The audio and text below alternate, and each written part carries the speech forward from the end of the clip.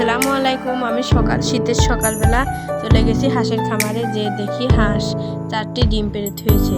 তারপর আমি খাবার রেডি করতে যাই।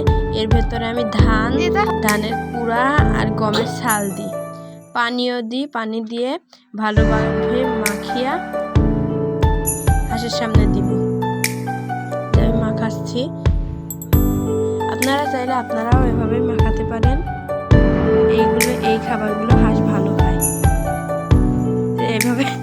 এভাবে মাখিয়ে নেবেন আপনারা। তারপর এই যে দেখেন আমার হাঁসগুলো ডিম পেড়ে থুয়েছে, আমি খেতে দিলাম। হাঁসগুলো দেখেন কিভাবে খাচ্ছে। একজনকে ঠোক দিয়ে মানে ওকে তাড়িয়ে দিয়ে এরা খেতে যাচ্ছে। আমাদের এখানে 2টা নর আছে আর 5টা মাদি আছে।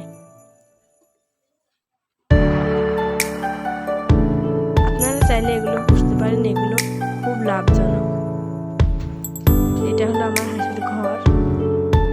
এরা এর ভিতরে খায়, হচ্ছে পানি দিয়েছি।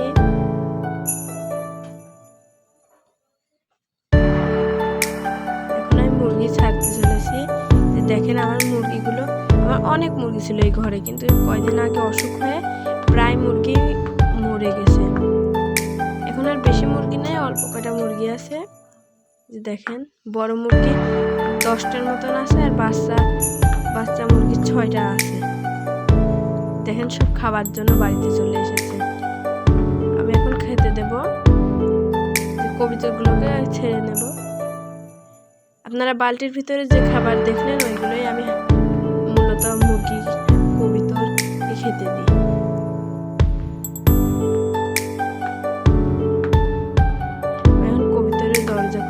আমার শীতের সময়ের জন্য কবুতরের ঘরে পর্দা দিয়ে থুয়েছি, কবুতর সব ছেড়ে দিচ্ছি।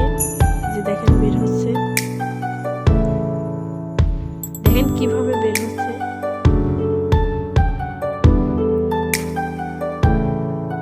যে এই কবুতরটা ডিম পেড়েছে, যে খোপের ডিম, মানে ঘরে ডিম, 2টি ডিম পেড়েছে।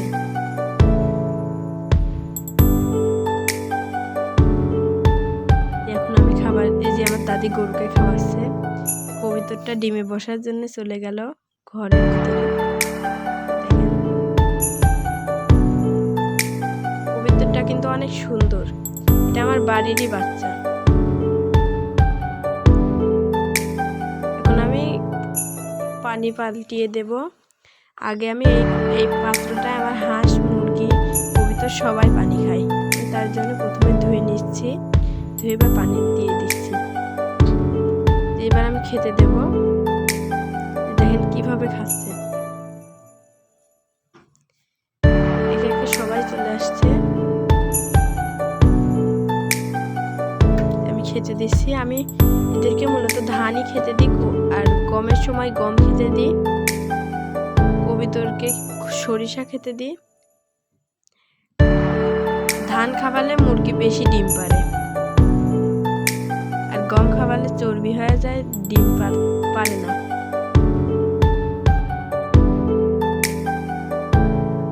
দেখেন এটা হলো আমাদের বাড়ির মোরগ 6টা ছিল, সব বিক্রি করে দিয়েছি। এই যে এগুলো আমাদের বাড়ির কোয়েল পাখিকে প্রথমে পানি দিয়ে দিলাম।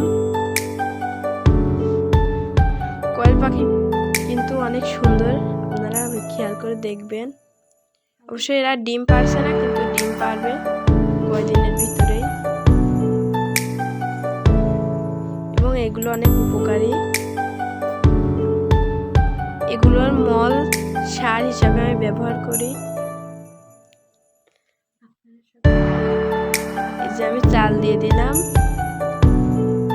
আমার কোয়েল পাখিগুলো ফিটের থেকে বেশি ভালোবাসে চাল।